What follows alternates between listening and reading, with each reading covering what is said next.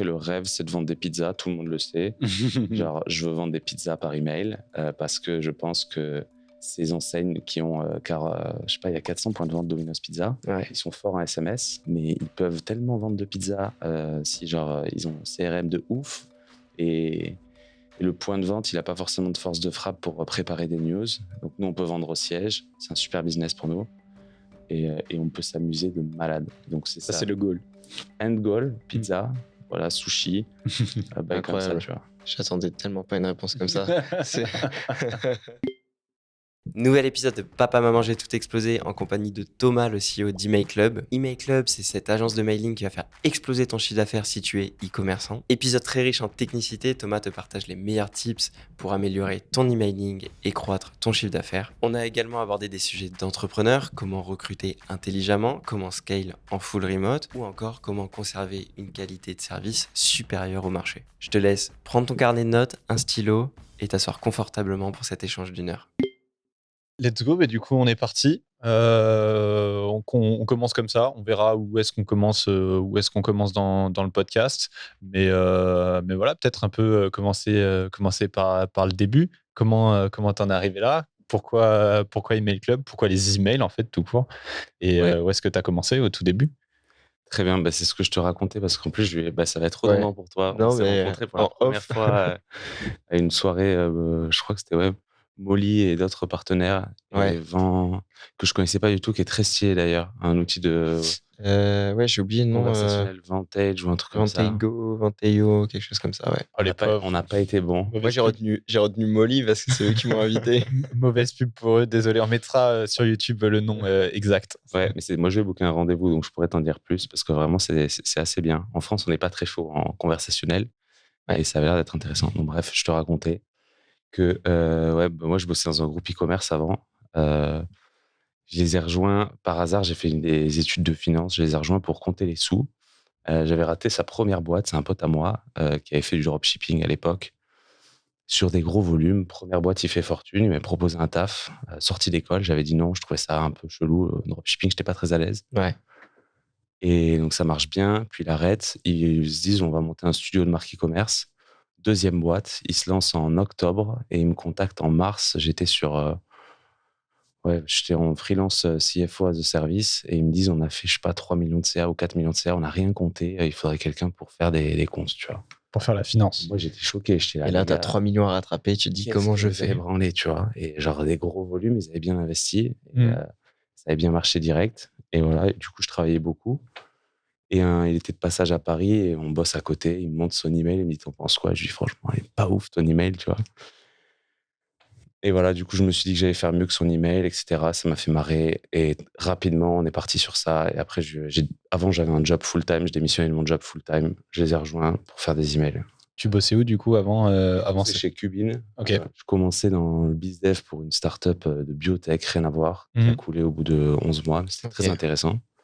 J'ai rejoint Cubin. Je ne suis pas resté très longtemps parce que du coup, je commence à freelance on the side. Ton projet a pris le dessus. Et après, ils m'ont proposé de les rejoindre full-time, de faire du marketing. Et donc là, on lançait des marques e-com. On a fait une marque qui s'appelle Sweetpled, une marque qui s'appelle My Little Necklace. C'est des colliers personnalisés.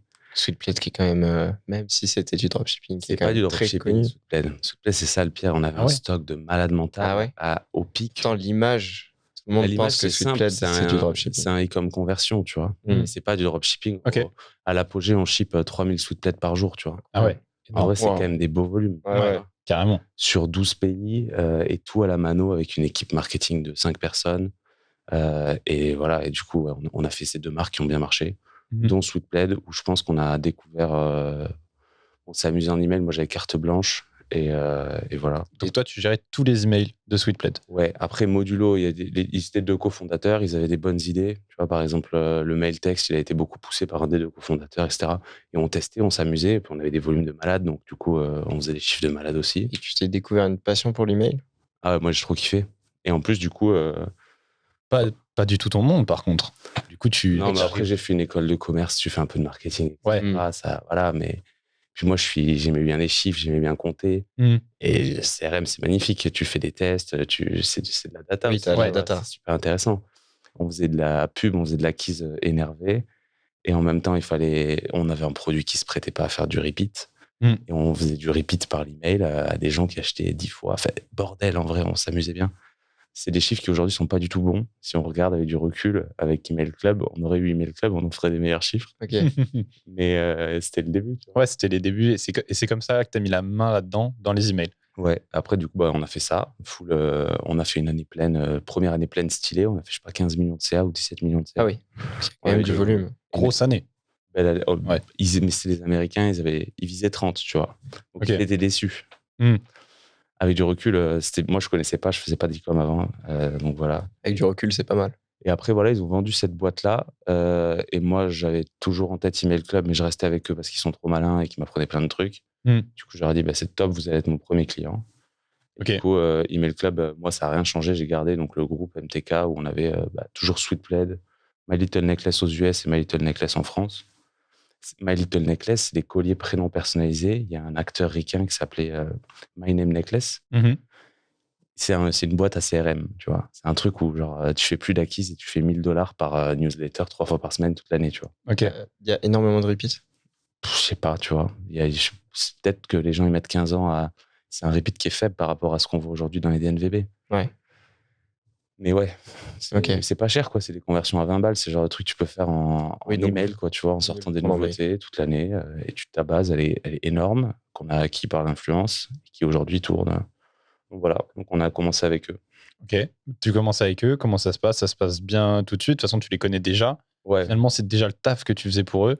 Ouais. Et du coup là ils te disent vas-y on te suit et on t'aide à lancer ton truc. Ils le prennent pas mal le fait que tu veuilles sortir un petit peu de ça et faire ta boîte à côté, c'est complètement ok pour eux. J'imagine que c'est des entrepreneurs aussi donc ils comprennent. Non, ils sont trop cool. À l'époque, il restait Mickaël qui était ils sont Mickaël et Thomas avec qui que je vois tout le temps, Mickaël que je vois moins souvent.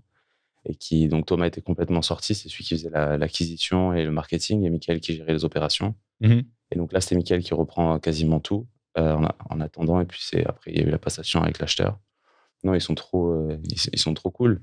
Eux, ils se disent, tant que tu fais le deal, Mickaël, il signe, il me dit, Gaz, je te fais confiance. On te dira à l'avance si ça va pas bien. Ouais. Tant que tu fais le deal, c'est bon. Et tu pars avec un coup d'avance. Tu vois, moi, je pars à premier client 6K. Et après, j'ai Tom qui me fait... on avait Sweetpled dans notre petite industrie, des mecs qui font des marques en influence marketing. C'est une belle marque. Ouais. Et donc, j'ai eu 2-3 intros avec des mecs qui avaient des marques un peu similaires, qui étaient contents qu'on fasse des mails. On les vendait pas cher. Et on a commencé comme ça. Donc, tu commences la boîte avec 6K de MRR, du coup, direct. Pire, parce qu'en plus, on fait... Moi, j'avais un deal, je crois beaucoup que ça nous a aidé, c'est le karma. J'ai dit à Mickaël, parce que normalement, j'avais pas une période de préavis très très longue. Ouais. Et je lui dis, quand tu veux, j'arrête, tu vois, mais s'il faut que ça dure, ça dure. Il me dit, reste 3 mois, s'il te plaît, tu vois. Donc pendant 3 mois, je fais rien. Et 15 jours avant la fin, je lui dis, là, il faut qu'on active, il faut que je fasse des intros, tu vois, sinon j'aurais pas de clients. Je vais juste avoir un client.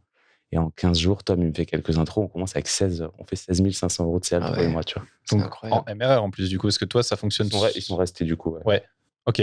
Et tu as juste rapidement, du coup, tu as un format sans engagement, si je ne dis pas de bêtises, où en fait, après, tous les mois, les gens payent pour que tu gères leurs emails, en fait, toute leur taf au niveau des emails. Moi, dès le début, je vends mon taf comme un service. Donc, tu payes, à l'époque, on n'avait que des un peu plus petits, tu payes 3 000 € par mois. Donc, tu payes 3 000 ou 5 000 € par mois. Ouais. Suivant ta taille, principalement 5K. C'est le prix d'un junior chargé, sans engagement, et on s'occupe de tout, tu vois. Ok. On en avait parlé, mais toi, ta vision sur le fait de ne pas engager est quand même hyper sympa. C'est que tu te dis que si tu apportes de la valeur, le mec il reste. Si tu n'en apportes pas, c'est qu'il a rien à faire à bosser avec toi. Ouais, ça serait trop bizarre de lui vendre avec un engagement, dans le sens où ça veut dire que je crois pas que c'est rentable. Donc là, je sais que... Et j'avais chaud, je me disais, tiens, c'est bizarre, j'ai jamais fait le test là, et j'ai regardé. Et en 2022, on a perdu 0 client qui est dans notre ICP. Moi, je dis, si vous faites plus de 100K par mois, vous devriez bosser avec nous. Et on a perdu 0 client qui est dans notre cible. Donc, ça prouve que genre, si tu fais plus de 100K par mois, tu devrais bosser avec nous, puisque je te retiens pas. Tu restes parce qu'on te rapporte de l'argent. Et ceux qui sont en dessous, t'en as quelques-uns qui sont partis comme tout modèle agence, entre guillemets, à du churn, quoi.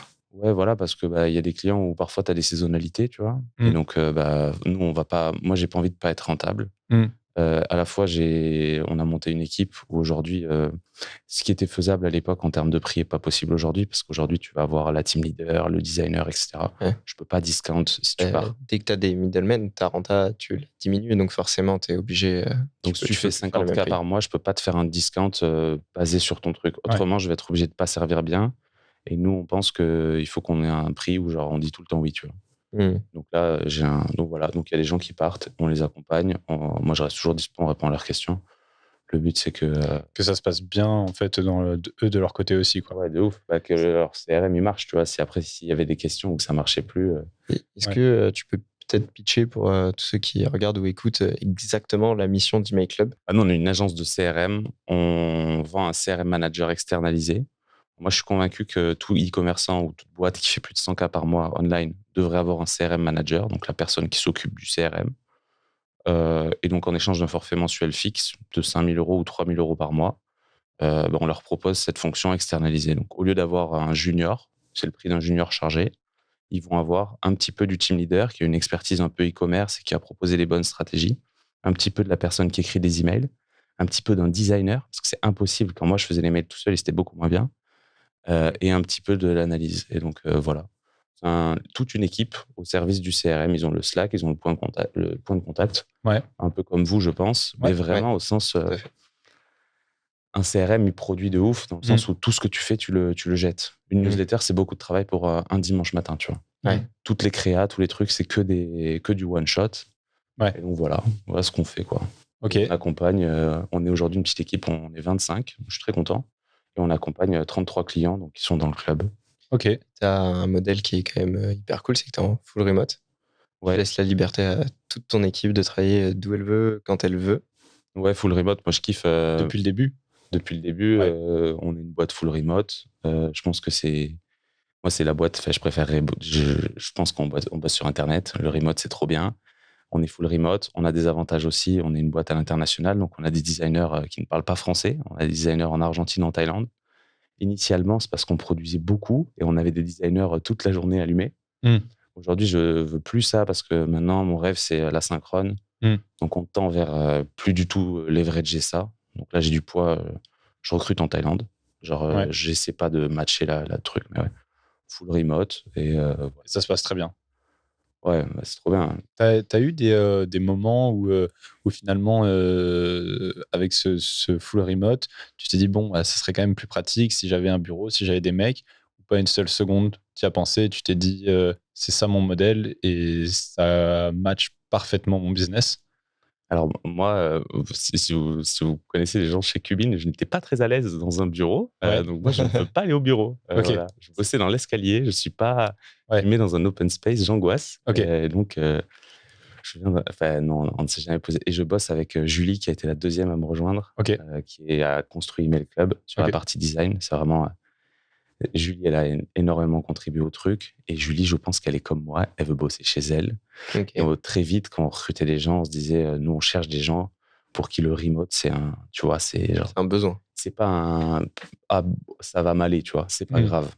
Ces profils-là, déjà maintenant en entretien, je fais tout pour qu'ils comprennent que genre, on n'aura jamais de bureau, il faut que ça soit un truc qui te fait kiffer.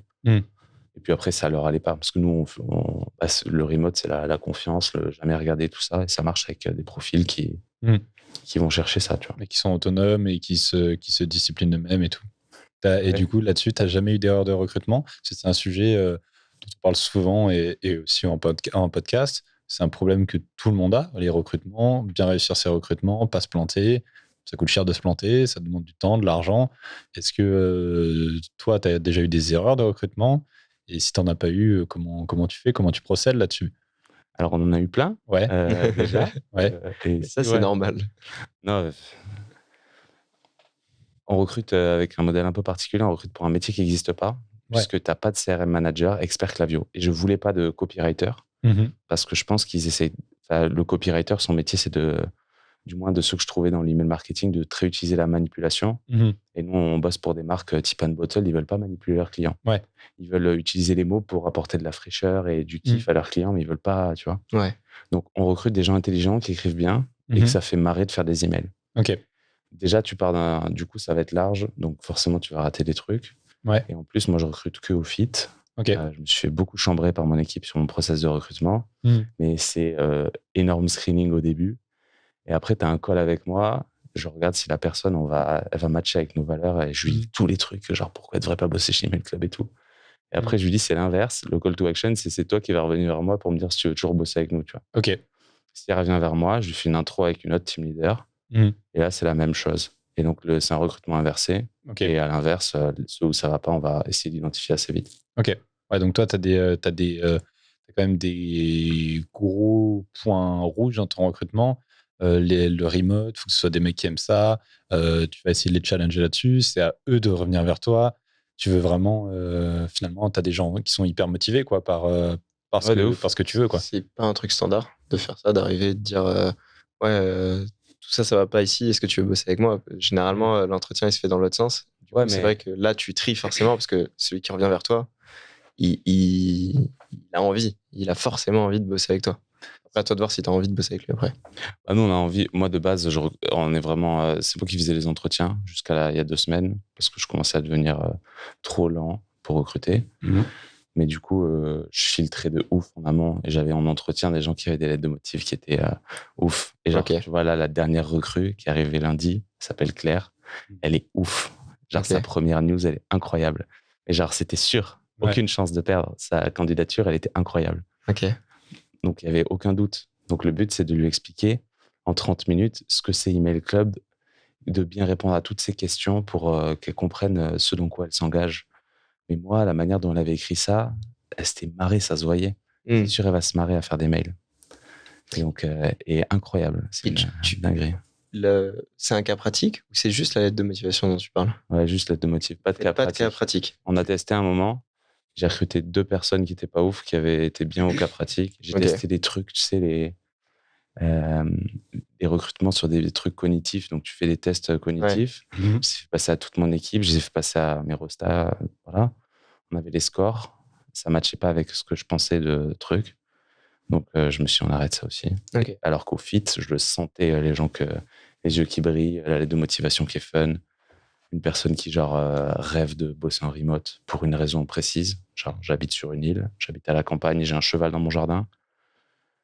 Ah ouais, c'est des bonnes raisons de faire du remote, quoi. Donc, c'est des trucs assez intéressants. Bon, vous le savez maintenant, si vous voulez bosser avec Thomas, une lettre de motif de killer.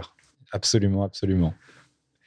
Ok, incroyable. Et donc, tu recrutes des rostas à qui tu files la gestion des emails d'e-commerce qui font 100K par mois. Dès le début, tu voulais des e-commerce qui font 100 000 par mois.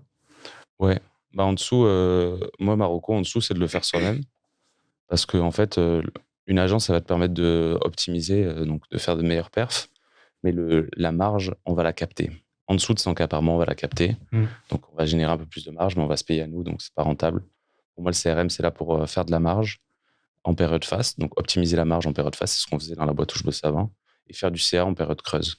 Et donc, si tu fais moins de 100K par mois, Marocco, c'est d'optimiser au max, tu vois. Et dans ce cas-là, quand j'ai des gens qui font des volumes comme ça, j'essaie de leur donner des conseils, tu vois. Justement, tu as quoi comme tips? Si tu peux en donner un ou deux, peut-être des erreurs courantes que tu vois ou des tips à appliquer, hyper applicables. Qui fait 50K, donc pas du tout ta cible, c'est pas intéressant pour lui de passer avec toi. Si demain il dit OK, qu'est-ce que je fais au minimum? Vas-y, j'ai 2 heures dans la semaine pour me mettre là-dessus. Qu'est-ce que c'est vraiment les trucs qu'il doit faire? Bon, évidemment, il va pas s'amuser à écrire des newsletters en 2 heures une fois dans la semaine, mais je sais pas, au niveau des automatisations, etc., qu'est-ce que c'est en fait, là où tu peux récupérer finalement le plus de marge le plus facilement possible? Quelqu'un qui fait 50K par mois, il faut qu'il se concentre sur l'acquisition. C'est pour ça que c'est votre business. C'est-à-dire que pour moi, la clé, c'est d'avoir une machine à générer de la croissance. L'acquisition, c'est ça. C'est-à-dire le CRM va te permettre d'optimiser, mais tu vas jamais faire de la croissance avec du CRM. Tu vas optimiser. Donc, tu mets tes flows qui marchent bien, la collecte avec une bonne pop-up, ta B-test jusqu'à avoir les standards qui vont bien. Il y a plein d'informations en ligne avec une welcome series, un abandon qui marche bien, qui différencie les prospects des clients pour pouvoir être plus agressif sur les prospects, c'est important. Ouais. Et un flow post-achat, tu vois. Et franchement, à minima, ça, c'est bien. Et si tu as un peu de temps, tu fais des trucs plus sympas, mais à minima, ça, c'est bien. Par contre, tu fais des news toutes les semaines. C'est hyper important. informative. Non, bah non, tu fais ton planning. Ça dépend de si tu es une marque promo, il faut faire des promos. Si tu es une marque jamais promo, il faut proposer des produits. Mais toutes les semaines, il faut faire une news. Et je pense que avoir la rigueur de faire des news toutes les semaines et de manière générale dans le contenu, c'est genre faire un calendrier édito, c'est le truc qui va te faire gagner le plus de Ok. CA sur le long terme parce que la personne, après, c'est fini dans sa tête. Tous les dimanches, elle envoie une newsletter. Tous les dimanches, plus elle va grandir, plus elle va récupérer du CA. Ouais, et plus ça va être intéressant pour elle. En plus des automations obligatoires dont on a parlé. Ouais. Et pas passer 15 ans à faire. Ouais, des automations dans tous les sens, alors qu'il y a besoin de 3 automations. Donc, tu disais une pop-up, de quoi relancer les prospects et pas les clients qui ont fait des Les abandons clients aussi, mais différemment, tu de vois. manière différente, et un post-achat. Et en fait, un flow post-achat qui est intéressant, quoi. Ouais, voilà, à minima, t'as ça, t'es bien. Ouais. Après, si t'as du temps, tu fais des abandon bros, des cross-sell, etc. Ouais. Mais à minima, tu fais ça et après, tu fais des news, quoi. Ouais, ok. Et du coup, tu disais, toi, tu as des clients qui sont à plus de 100 000. Est-ce que tu as le droit, est-ce que tu peux nous partager quelques-uns des clients pour lesquels tu bosses, ceux dont tu es fier, tes clients historiques? Je sais que tu citais Unbottle tout à l'heure. Il me semble que c'est un de tes clients historiques. De ouf. Unbottle, c'est. Bah, nous, on bossait sur des marques donc, type influence marketing. Donc, c'est pas du dropshipping dans le sens où tu as du stock, mais c'est des marques promotionnelles Qui marchent avec qui font des promos, ouais. tu vois, et qui vendent des produits, voilà, qui essaient de faire de la vente. Et j'ai eu énormément de chance. Il y a Tim de Big Blue, qui est donc un logisticien avec qui je parle en août 2021 et qui est trop cool et qui aime les emails. Ça le fait marrer, tu vois. Donc, on se parle d'emails, on parle des emails qu'ils envoient. Eux, ça les fait marrer, les emails de suivi et tout. Ils kiffent les emails. Et il me dit, tiens, je vais te faire 3 intros et si tu gères, on est bien. Et du coup, il nous intro Ubac, Unbottled et je sais plus quelle autre marque, tu vois. Une autre marque. Ouais, il me fait une intro. Le coup de cœur, c'est Unbottled. On avait chaud. Moi, évidemment, j'ai fait une promo, tu vois. Je me dis, ça, c'est des clients. Il faut qu'il y ait un deal. Moi, je veux absolument bosser avec eux. C'est trop stylé. C'est le flagship. Et on avait chaud parce qu'ils sont trop forts. Sarah, qui fait le contenu, elle a une très bonne appréhension de sa marque. Elle sait trop bien comment écrire et tout. Donc, tu as un challenge de ouf. Ouais. Et Benjamin, qui fait le site, il connaît très bien Klaviyo. Donc, c'est nos premiers clients où genre, il faut qu'on les aide à optimiser, etc. Et il se trouve que j'ai une designer qui s'appelle Victoria qui a pris de cœur la marque et qui fait des illustrations de malades. Comme ça, on a réussi déjà à gagner leur confiance sur les news. Vous irez voir leurs news, elles sont ouf. Ouais. Principalement pour les créas. Elles sont toujours de ouf. Genre des illustrations animées et tout ça pour à chaque fois one shot. On a fait leur programme de feed, Unbottled Moose Club, on s'est beaucoup amusé. Intégré dans Klaviyo. Voilà, on a fait quelques trucs cool et on les a toujours comme clients. Donc ça, c'est énorme kiff. Merci beaucoup de. Ça marche beaucoup par Rocco, l'attraction, pour Email Club. Ouais, bah, on nous a fait des. T'as pas de sales? Non. Bah, j'ai eu de la chance aussi, on a été invité sur Le Panier, qui est un autre podcast e-commerce, sur lequel on a fait un how-to. En gros, si vous avez un dimanche, toutes les automations, tu vois, dont on parle. Voilà, avec ça nous a fait découvrir aussi un petit peu. Puis après, ouais, le cœur de notre croissance, c'est une agence, donc c'est de se concentrer sur ses clients. Ouais. Moi, je faisais des mails, tu vois. Si tu me dis comment ça va, je te dis, ouais, je fais des mails. Du coup, on faisait des mails comme des. Les gens, il n'y avait pas trop d'agences CRM, et encore moins, ils captaient. Nous, on faisait que ça, tu vois. Des mails, et on recrutait les gens. Et voilà. Et du coup, après, on a eu 900 Care, qui est dans les beaux clients, que vous avez reçu. Avec qui on a fait un podcast. Avec Emmerich. Tout à fait. Trop chaud. Pareil. Bref, on est très contents. On a le trio de la salle de bain. Et on a What Matters, du coup, qui est donc un autre positionnement plus premium famille. C'est différent, voilà. Et puis après, voilà. Là, du coup, tu as des clients qui sont principalement des e-commerçants. Est-ce que tu as des clients qui font pas du tout du e-commerce dans le sens des NVB, finalement, un peu tout ce qu'on connaît aujourd'hui? Est-ce que tu as des clients qui viennent te voir et qui ne sont pas en train de vendre des produits, des savons ou quoi que ce soit sur Internet? Est-ce que tu as des typologies de clients qui sont complètement différentes et qui commencent à comprendre que c'est important cette partie email, ou tu es quasiment 99% sur des NVB et des e-commerçants? On est quasiment que sur des e-commerçants. Ouais. Je serais ravi que vous m'en disiez plus sur vous, comment vous faites ça. Mais on a un client qui n'a rien à voir. Et du coup, c'est un groupement de pharmacie. Il s'appelle Mediprix. Ok. Il est trop chaud. Il voulait mettre des mails marrants dans une pharmacie.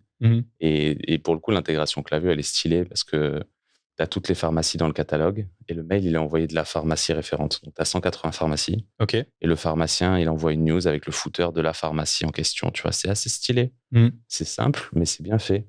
Ok. Et donc, ouais, ça, c'est notre client. Ok. On peut envoyer une promo sur des gummies et ça drop 180 pharmaciens et le mec, il arrive avec sa promo sur les gummies sur son tel. Original. C'est un truc qui se ça. fait pas trop dans ce milieu-là, j'imagine. C'est non. pas trop, ça fonctionne pas comme ça. Alors, j'y connais rien, mais j'ai l'impression que c'est pas un secteur qui fonctionne de cette façon-là. Hein, Personne avait tout ça sur Klaviyo. Personne a trop ils ont pas trop Klaviyo, les gens. Ouais, En bien général, sûr. ils ont des gros outils très compliqués d'utilisation. Donc voilà. Et là, on est en train de faire des trucs cool avec eux, genre si tu as ton ordonnance, ça va te dire ton ordonnance, ça va bientôt expirer. On va pouvoir apporter de la valeur en vrai aux patients, tu vois. Plein de Tu peux trucs. faire un suivi. Post-test, tu vois, pendant la période des tests Covid, bam, les avis qui remontent sur Google. Tu regardes les pharmacies, elles n'ont pas beaucoup d'avis sur Google, souvent, par rapport au volume qu'il y a. On a fait un premier push et il y a eu un gros boost d'avis, tu vois. Ok. On a fait ça si tu fais tourner. Enfin bref, si tu appliques ce que tu fais sur une DNVB, Ouais. sur un modèle retail, c'est intéressant.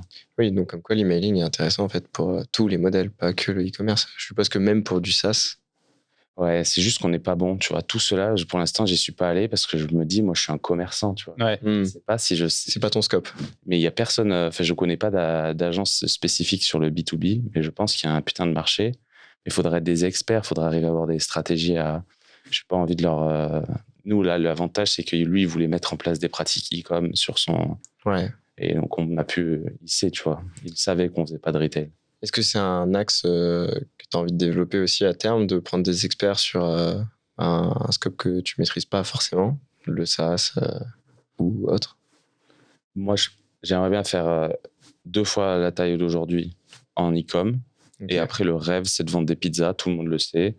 Genre, je veux vendre des pizzas par email parce que je pense que ces enseignes qui ont, je sais pas, il y a 400 points de vente Domino's Pizza. Ouais. Ils sont forts en SMS, mais ils peuvent tellement vendre de pizzas si, genre, ils ont un CRM de ouf. Et le point de vente, il n'a pas forcément de force de frappe pour préparer des news. Donc, nous, on peut vendre au siège. C'est un super business pour nous. Et on peut s'amuser de malade. Donc, c'est ça. Ça, c'est le goal. End goal, pizza, voilà, sushi. Comme ça, tu vois. J'attendais tellement pas une réponse comme ça. C'est assez marrant, j'avoue. Mais avec l'analyse, c'est vrai qu'il y a quelque chose à faire. C'est trop bien, c'est data. Si ça se trouve, tu te rends compte qu'envoyer ton mail à 11h ou à 18h ou à 21h pour vendre ta pizza, tu n'as pas les mêmes pics de commandes, etc. Ouais, comme les notifs Deliveroo, Uber Eats avant match ou à 18h parce que tu sors du boulot, tu vas pas avoir envie de faire à manger et tu vas commander. Mais il doit y avoir une équipe de ouf. Moi, je suis vraiment pas du tout. Je connais pas assez ce sujet-là. Et ça me ferait marrer de me pencher dessus. Ça doit être trop bien. Je pense qu'il y a des séquences incroyables en notif qui sont pensées justement pour te faire consommer pile poil au bon moment, au bon timing. C'est trop bien. Ok, qu'est-ce que c'est les projets du coup là? Tu veux doubler de taille, toujours te concentrer dans les DNVB. Aujourd'hui, c'est combien de clients Email Club? On est petit, hein, on a 33 clients en MRR. Donc voilà. Et là, on va recruter encore 1 ou 2 clients d'ici la fin de l'année. 1 ou 2 personnes. On va faire 27, 28 en ferme. Ce qu'on a fait l'année dernière aussi, c'était bien. Comme ça, on se concentre sur Q4. Et après, on va refaire une vague de recrutement. Je voudrais qu'on fasse x2, ce qui n'est pas hyper ambitieux pour une agence en croissance, mais à la fois pour moi, je trouve que c'est bien. Ouais, parce que toi, tu es seul à gérer quand même, tu es seul aux manettes, finalement, d'Email Club. Plus mon équipe. Plus ton équipe, mais... Qui commence à être conséquente quand même. Ouais, et puis Julie, elle a toujours été là et elle a géré la croissance de l'équipe de design. Et elle vient de la boîte où on était avant. Donc, Julie, je savais que je voulais bosser avec Julie. Voilà, il y a des gens. Et puis après, là, les team leaders, ils gèrent leur équipe, leurs clients, etc. Tout le monde est aligné dans le même délire. Nous aussi, on a une Julie qui est formidable. C'est une rockstar. Pareil. Mais ouais, carrément, c'est au niveau de ta vie, du travail. Du coup, j'imagine, c'est beaucoup de temps, beaucoup de taf. Tu arrives à faire la part des choses parce que beaucoup de clients, quand même beaucoup de travail pour lancer sur un marché comme ça qui est quand même pas un marché facile, comme tu disais, ça n'existait pas trop au moment du lancement. Tu arrives à faire un peu la part des choses, ta vie perso, le taf. Comment tu t'organises par rapport à ça? Je suis pas un champion. Ouais. Pendant longtemps, j'ai pas du tout essayé de faire la part des choses. Ok. C'était taf. Full chez MTK, la boîte où je bossais avant, on était très agressifs. Ouais. On travaillait tous les jours, on était dans le délire croissance max. Mm. Et Tous les jours, on est d'accord, c'est week-end compris. Hein. Ouais. C'est pas tous les jours ouvrés. Tu vois, on travaille tous les jours. Pour nous, c'était assez allumé tous les jours. Le store est allumé, on est là. Et là, Email Club, ça a été un peu ça. J'ai commencé tout seul. Tu vois, les premiers mois, c'était abusé. Tous les jours jusqu'à 3h du mat, bien, tu vois, parce qu'il fallait que je produise. Et on a fait ça jusqu'à mars, vers un truc comme ça. Genre, vraiment, j'achetais des packs de Red Bull. Ah ouais. Les packs, pas les packs, les packs de packs, tu vois. Ok, d'accord. T'allais chez Métro, quoi, finalement. J'allais dans la station-service en bas de chez moi pour te dire à quel point j'avais pas de vie. Et j'allais à la station de service en bas de chez moi et je prenais le pack et je remontais. Et ouais, je faisais que des mails, tu vois. Et on faisait que des mails. Donc, toi, tu faisais les mails. Ouais, t'avais vraiment les mains dans le cambouis, quoi. Moi, jusqu'à très peu. Et aujourd'hui, je suis les mails et je propose des idées. Mais aujourd'hui, je fais pas les mails. Très peu, je review plus tous les mails. Mais j'étais très mauvais sur ça, délégué. Pendant très longtemps, je voulais revoir tous les mails. Et ça, c'était giga chiant pour mon équipe. Ouais. À la fin, c'était moi qui étais le plus lent. Puis tu es obligé de faire confiance à un moment. Donc, déléguer, ça se passe par ça. Et ça veut dire ne pas regarder tous les mails. Voilà. Toi, tu voulais contrôler la qualité, en fait. C'est ça qui t'importait. Ouais, on n'a pas de contrôle qualité. Je voulais qu'on monte tous avec ça. Et ouais, voilà. C'est un truc à implémenter pour l'année prochaine, le contrôle qualité? Non. Je suis persuadé, on en a déjà parlé, tous les deux. Ouais. Je sais que vous avez un contrôle qualité. Ouais, tout à fait. J'ai parlé avec un confrère qui a un contrôle qualité également. Ouais. Et je veux pas de contrôle qualité. Ouais. On n'a pas été assez convaincants. Développe ton idée. Non, mais c'est la façon de penser est très intéressante. Pour moi, c'est genre, là, c'était la connerie d'être trop derrière. Mais si tu as quelqu'un, on en parlait avec mon confrère et en vrai, je peux faire la news sans connerie. Une connerie, c'est simple, c'est un lien qui marche pas, une faute d'orthographe. Outre les trucs subjectifs, un padding qui serait pas symétrique ou des choses comme ça compte, c'est une connerie. Un truc subjectif, c'est une tournure de phrase ou autre où on pourrait passer outre. Pour les conneries, si tu as un contrôle qualité, tu vas jamais monter le niveau général. Et donc, ce qu'on a voulu faire avec Julie, c'était de se dire qu'à chaque fois que je renvoyais le truc, tu vois, ça revenait, mais c'est eux qui corrigeaient. Tu leur disais pas où était l'erreur? Si.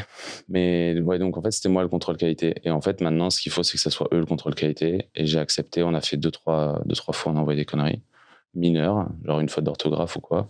C'est la seule manière d'apprendre. En fait, il faut que les team leaders ils aient le même niveau de rigueur. Et si personne n'a besoin de l'avoir parce qu'il y a un contrôle qualité, déjà, il y aura une personne qui a un métier horrible de relire 600 emails par semaine, ou je sais pas combien il y en aura à terme. C'est impossible. Et en plus, ça veut dire que tout le monde n'a pas une rigueur. Ça doit être dans la culture, tu vois, de genre zéro connerie, tu te relis 25 fois, tu cliques sur tous les boutons. En fait, tu as peur que s'il y a un contrôle qualité, les personnes se relâchent un peu en se disant dans tous les cas, s'il y a une erreur, c'est la qualité qui le verra. C'est la faute de qui? Ok. C'est pour ça que j'ai arrêté de faire les reviews. Et pendant très longtemps, j'ai dit que j'ai arrêté de faire les reviews. Il y a beaucoup, bien avant d'arrêter de faire les reviews. Parce que il faut qu'on ait la transmission de la responsabilité. Ouais. Donc tu disais que tu le faisais plus, tu vérifiais quand même. Et à bout d'un moment, tu as totalement arrêté. En fait, finalement, tu faisais ton propre contrôle qualité. En fait. C'était toi qui avais le taf horrible de relire les 600 mails. Et après, dans ton idée, de toute façon, l'idée, c'était pas de remplacer quelqu'un, enfin de te remplacer à toi finalement pour avoir un contrôle qualité, mais l'inverse, de les responsabiliser là-dessus sur leurs erreurs, quoi. Ouais, de tout le monde, c'est des brutes. Et là, les team leaders, il y en a 4. C'est sûr, genre, je suis sûr. Il n'y a pas d'erreur. Il n'y a pas d'erreur. Ouais, ok. Tu disais que tu étais structuré un peu comme nous avec des team leaders. Le team leader, il fait de l'opérationnel, il fait que du management. Alors, on évolue de ouf très récemment. Là, on est sur je compte les versions. Donc là, on est à la version 3 parce qu'avant, c'était la 1 et puis des itérations mineures. Là, c'est la version 3.1, donc une itération majeure du fait qu'on a reconstruit des mini email clubs. Donc, si je prends une équipe, c'est un team leader qui est très chaud, qui gère 3 personnes, qui elles-mêmes gèrent 3-4 marques. Okay. Et ces 3 personnes qui gèrent les 3-4 marques, elles ont chacun un designer attitré. Donc, ils sont 2 pour 3-4 marques. Okay. Ce qui fait que c'est surstaffé, ce qui fait que j'ai du temps pour que tout le monde progresse. Et après, on pourra passer à 4-5 marques avec le même nombre de gens. Donc, c'est des mini-pôles. Voilà. Et en même temps, tu bichonnes les clients. Tu as structuré là, finalement ton équipe, ta boîte, pour déjà, tout défoncer sur Q4, puisque du coup, tu es surstaffé, donc ça va Là, on être est énorme. J'ai pas chaud pour Q4. Voilà. Et derrière, en fait, tu as une structure qui te permet de prendre 15-20 clients en plus sans problème, quoi, en gros. Ouais, bah après, on va faire différemment parce qu'on va continuer à recruter, toujours Ouais. une stratégie de recrutement. Donc, on va maintenir un surstaff, mais genre, on va décaler les gens, les meilleurs, ils vont sûr. devenir des team leaders, etc. Mm. Et ouais, là, on pourrait accueillir des clients. Bon, on est au max de ce qu'on peut accueillir en gardant le concept de formation, donc 2-3 clients. Mais ouais, et donc ils produisent plus trop, mais ils répondent aux. Bah, c'est eux qui font les reviews, qui font les réparations, qui font les setups Klaviyo, donc les vrais trucs de flow, machin. Et moi, je suis là avec. Je suis sur quand même un call client sur 3. Je sais que tu me dis que c'est trop. On a eu une discussion, pour ceux qui nous écoutent, avec Thomas il y a quelques mois, je crois. Il y a 1 mois, peut-être 2 mois, un truc comme ça, sur justement les calls clients, délégués, etc. Donc, c'était assez intéressant. Et ouais, effectivement, moi, je suis sur aucun call client, de toute façon. Mais effectivement, je comprends que avant d'en arriver là, j'étais sur tous les calls clients aussi, quoi. Donc, ça demande du temps. Puis c'est la... Ouais, puis moi, ça me fait grave marrer, en vrai. C'est aussi c'est là qu'on décide les trucs qu'on va faire, les trucs marrants. Puis même quand tu t'entends bien avec tes clients, tu as envie d'aller en call avec eux. Tu vois. Surtout que quand tu as des clients intéressants, je ne sais pas si tu es en relation toi directement avec les CEO des boîtes ou avec les directeurs marketing, etc. Mais dans tous les cas, c'est quand même des gens avec lesquels tu partages des choses et tu as des histoires à raconter. Outre la partie mail, il y a toujours plein de choses à raconter. C'est hyper intéressant, quoi. Ah bah de ouf. Bah, on a les mêmes typologies de clients, je pense. Ouais. Oui. C'est des gens, ils sont, c'est des petites boîtes en croissance, ils sont très forts pour faire des marques et tout faire. Moi, je kiffe.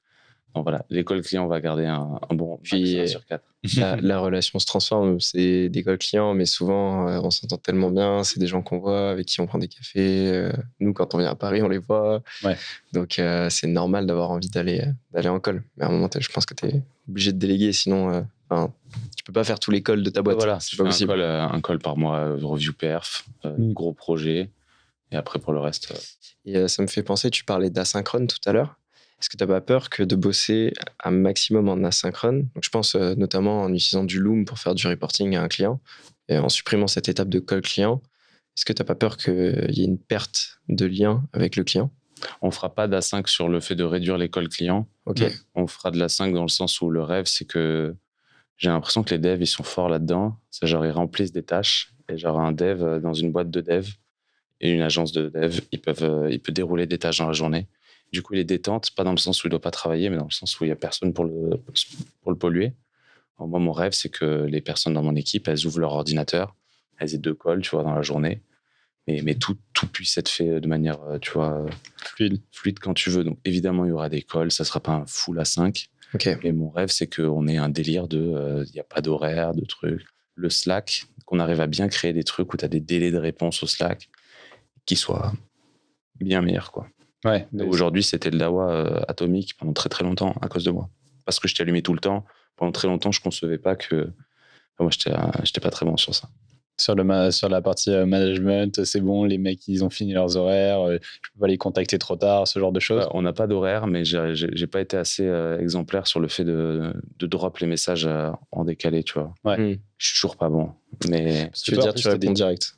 Non, mais moi, je réponds. Alors, déjà, les clients, on leur répondait direct. Ça, c'est une connerie, mais c'est très bien. J'aimais bien. Et après, c'est genre, t'as une idée le week-end. Est-ce que tu la poses sur le Slack? Ou est-ce que tu programmes? Voilà. Et bien, pendant très longtemps, je faisais pas l'effort, tu vois. C'est trop con. Mais tu crées une culture où, genre. C'est de l'instant. C'est chelou, tu vois. Et donc, ça, c'est un taf de ma part. Vous faites ça, vous, j'imagine. Ouais. Ben avait fait un post LinkedIn sur le fait de programmer parce que. On a eu le défaut, comme tout le monde au début, d'envoyer des messages le week-end. En fait, au début, c'est parce que aussi tu bosses le week-end toi-même. Je pense que c'est souvent le cas pour tout le monde dans toutes les boîtes au début quand tu te lances.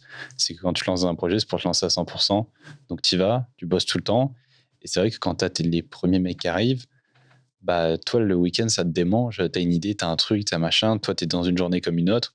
Donc effectivement, c'est vrai que tu as tendance à faire ce genre de choses. Aujourd'hui, on le fait plus. On programme les messages. On bosse toujours un peu le week-end de temps en temps. On bosse toujours le week-end de temps en temps quand on a envie, quand il y a du taf. Voilà, ça, on n'a pas de règles là-dessus, mais effectivement, on le fait et on programme les messages. Et ouais, tu programmes tes messages. En plus, on est full remote, donc full à 5. Ouais. Il y a quand même le Même sur délire les horaires, quoi. Julie, en ce moment, elle est en Asie. Mm. Il y a quand même ce délire où voilà, il fallait arriver à être. Et moi, j'étais horrible. Je bossais sur WhatsApp et tu peux pas programmer les messages sur WhatsApp. Et donc, bref.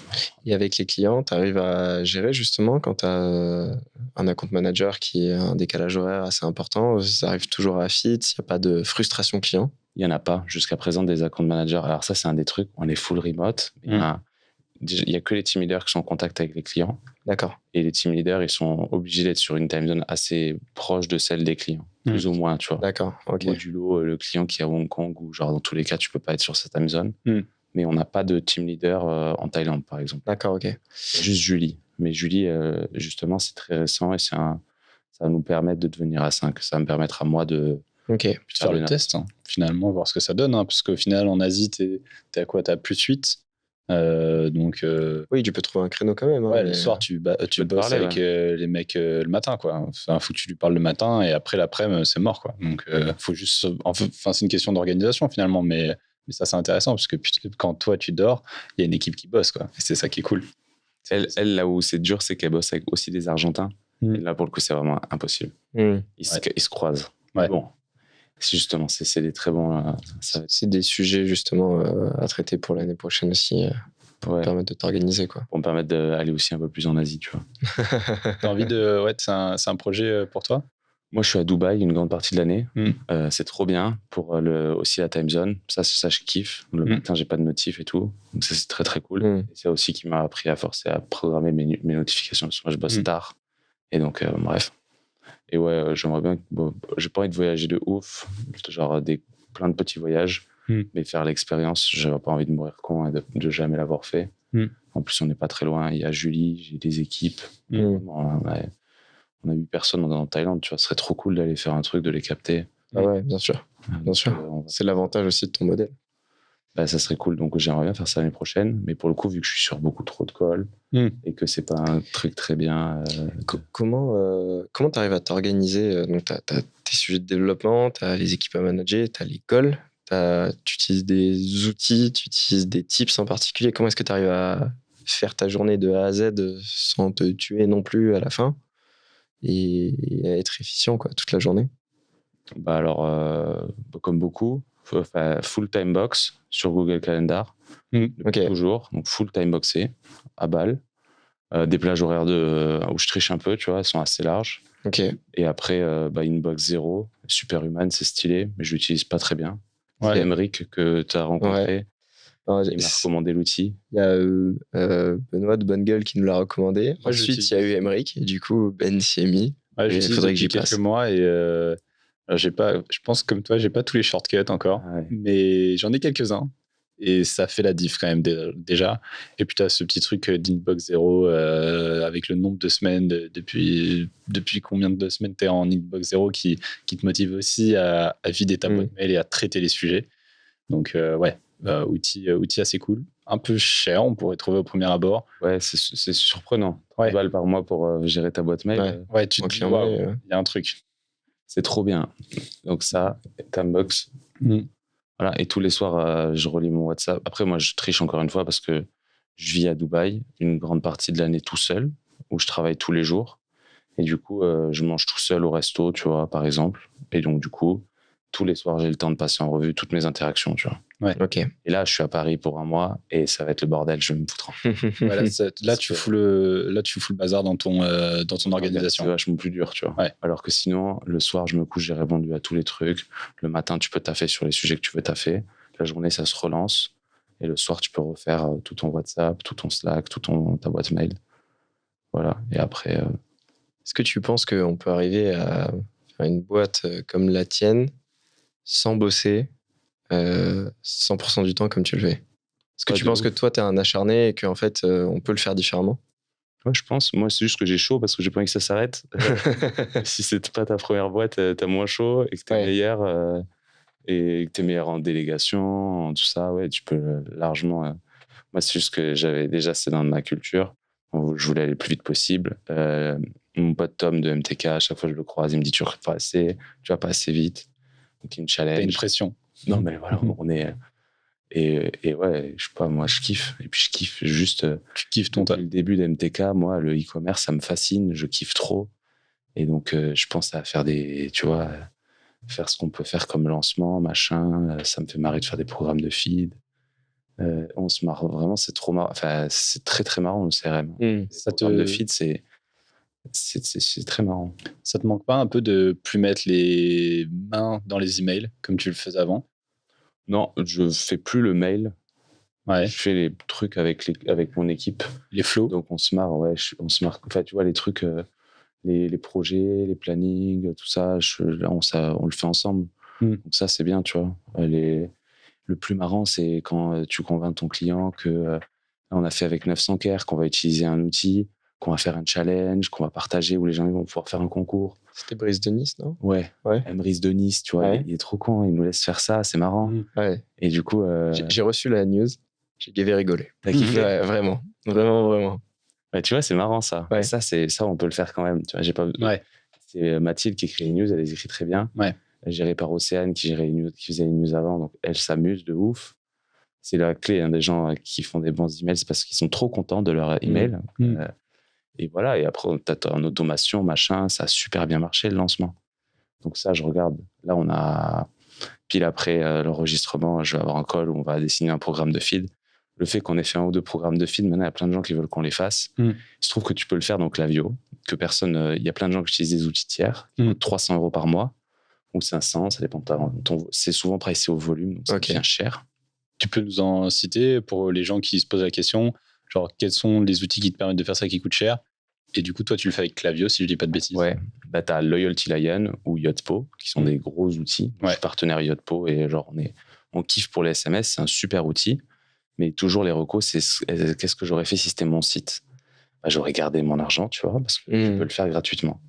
Les programmes on fait du CRM, donc on fait de la rétention client et du repeat. C'est genre le jeu, c'est de faire racheter les gens. Donc le programme de feed, si ton produit il s'y prête, c'est genre un super outil. Je suis client Starbucks, je suis grave content parce que j'ai toujours droit à me faire mon refill. Je me sens bien, je suis content. Je suis persuadé que ça fait des putains de mécaniques de loyalty. Avec Klaviyo, tu peux créer des programmes de feed basés sur juste une seule limitation, c'est que 1 € égale 1 point. Okay. C'est lifetime. Donc, par rapport à un outil qui est ouf, par exemple Yotpo qui est extrêmement bien fait, tu vas pouvoir dire ce week-end, si vous passez commande, on double les points. Ok. Nous, on fait des programmes de feed façon ta pizza, tu vois. La pizzeria locale, c'est toutes les 10 pizzas, tu as une commande. Mais rien qu'avec ça, tu peux faire des trucs de ouf. Et juste, vu que tu as la data, par exemple, un What Matters qui fait jamais de promo, dans son programme de feed, au statut 400 €, tu as eu un petit échantillon offert à ta prochaine commande. Si tu abandonnes ton panier, je t'aurais pas fait de cadeau parce qu'on fait pas de promo. Par contre, si Klaviyo, il voit, il a pas utilisé son code, machin, il va pouvoir rappeler, au fait, n'oublie pas, sur ta prochaine commande, tu as un cadeau, tu vois. Et tu peux bien l'intégrer. Donc après, tu as des flows qui sont vachement plus complexes. Donc d'abord, il faut faire des flows que tu as BTS qui sont courts pour aller chercher les perfs de marché que tu cherches. Une fois que tu as cela, tu peux t'amuser à faire des trucs marrants, genre plus expérience client. Et voilà. Et du coup, on fait ça, ça me fait marrer. Ouais, ça, c'est un peu aussi là où toi et ton équipe, vous avez votre zone de génie. C'est qu'une fois que vous avez un truc qui tient la route, vous arrivez à aller plus loin et aller chercher des performances, mais aussi de l'expérience client qui est beaucoup plus développée que ce que ça pourrait être avec une simple news qui, certes, performe, mais peut-être que niveau expérience client, c'est pas ouf, quoi. Bah, c'est moins marrant. Là, le dernier en date qu'on a fait, c'était What Matters. Mais la news de lancement, elle a trop bien marché. Chaque statut, il avait sa news de lancement. Et tu vois que les gens qui étaient bronze, ils sont passés argent, tu vois. Ils dépensent le palier, tu vois. Ils jouent le jeu. C'est trop bien, les programmes de feed. Tu peux beaucoup t'amuser. Et après, tu peux faire des créas avec... et ça, c'est le génie de Julie et de son équipe. Avec des petits gifs sympas. Enfin bref. Et ça va. Donc ça, je m'amuse. On fait beaucoup de programmes de feed. Et là, on va faire suite Casidomi, un magasin bio en ligne qui est trop stylé. Et je pense ça va être un putain de projet. Je vais kiffer. Bon, on a hâte de voir ça. Il faut s'abonner. Mais non, on est obligé d'acheter sur Casidomi. On a hâte de voir les résultats de ça. Est-ce que à qui tu recommanderais finalement ces programmes de fidélité? C'est quoi? Il faut avoir un taux de repeat de combien? C'est des gens qui, à partir de 3-4 achats, en moyenne, est-ce que ça vaut le coup de le faire? Est-ce que c'est des mecs qui en font 10, 15? C'est quoi un petit peu ta reco? Moi, je pense que Marocco, si tu fais du volume, encore une fois, si tu fais moins de 100 cas par mois, tu fais pas, tu vois, tu gagnes du temps, tu te focuses sur Ah ouais, l'acquisition. tu fais pas de feed? Et ça dépend de tes ambitions, mais si ton ambition, c'est de faire un gros site, si tu es dans une phase de croissance, utilise toute ton énergie pour la croissance. Donc, parce que vous pouvez avoir un impact de ouf. Ouais, clairement. On va optimiser, tu vois. On n'est pas là pour faire exploser un site. Nous, on a des clients, je pense à un en particulier, parce qu'on est devenus amis, et qui a commencé à 9 000 de chiffre d'affaires et qui en fait 200 000 maintenant par mois. Salut Max. Mais oui, c'est clair que ça a fait la différence. Ouais. Donc ça, tu peux pas faire ça avec un programme de feed. Non. En revanche, tu vois, une fois que tu es en running et que tu as du temps, si possible que tu as une équipe CRM ou que tu bosses avec une agence, c'est pareil, ça aussi, ça prend genre 1 milliard de temps. Donc c'est bien si c'est pas ton temps. Et nous, vu qu'on vend un forfait mensuel fixe, les gens, ils ont le temps illimité, donc ils savent que genre ils peuvent s'amuser. C'est pour ça que je le vends ce prix-là. C'est comme ça, on peut y aller, tu vois. Ouais. Et du coup... si t'as un produit qui se prête au repeat, n'importe quoi. Si t'as des clients tout le monde aime la feed en fait. Ouais. Je sais pas, moi je kiffe la feed. Donc si t'as du temps, tu fais un programme même simple. Là, je parlais avec une marque de pantalons, une DNVB stylée, et elle va faire en fait. Et en fait, elle a 3 boutiques. Et donc son programme de feed, il va favoriser l'online. Tu vois, déjà, ça fait sens. Ouais. Et c'est basé sur les commandes. Et tu rewards tes clients fidèles. Tu vois, c'est cool. Et pourtant, elle vend pas des produits d'hygiène. Ouais, c'est des produits assez classiques finalement, mais ça marche quand même sur tout en fait. Je peux en faire surtout de la pizza par exemple. Ouais, t'aimes bien les pizzas quand même. C'est hyper important. Ouais. J'ai hâte de voir les emails de Domino's dans l'année prochaine quand ils seront clients chez Email Club. Et je suis pas hyper client de pizza en plus, je dis ça juste parce que c'est le challenge. C'est un putain de marché pour faire des mails quoi. Okay. Tu vois là typiquement ton pizzaïolo du coin, il avait déjà ses mécaniques de fidélité, de te filer la petite carte qui est tamponnée. La carte, mais aussi la bouteille de rosé. Donc ça, c'est la surprise. C'est ce que tu communiques pas dans ton programme de feed. Mais tu le donnes de temps en temps et là, il kiffe. Tu vois. Mais ça, tu peux l'automatiser. C'est pas parce que ça se voit pas que c'est pas automatique. Ouais. Et du coup, tu vois, lui, il fait ça avec la bouteille de rosé, tu vois. Ok. Incroyable. On va être un peu short en termes de temps. Ouais. Donc, c'est la fin du podcast. Ce que je te propose, c'est qu'on se recatch dans 1 an pour voir s'il y a les 100% de croissance. Putain, sur 2023. Attention, challenge. Aussi, hein. Accepté. C'est l'objectif aussi, même objectif. On va grandir ensemble. En tout cas, merci Thomas. Merci pour ton temps. Et on reparle dans 1 an. Merci à vous, c'était très cool. Merci pour l'invite. Avec plaisir.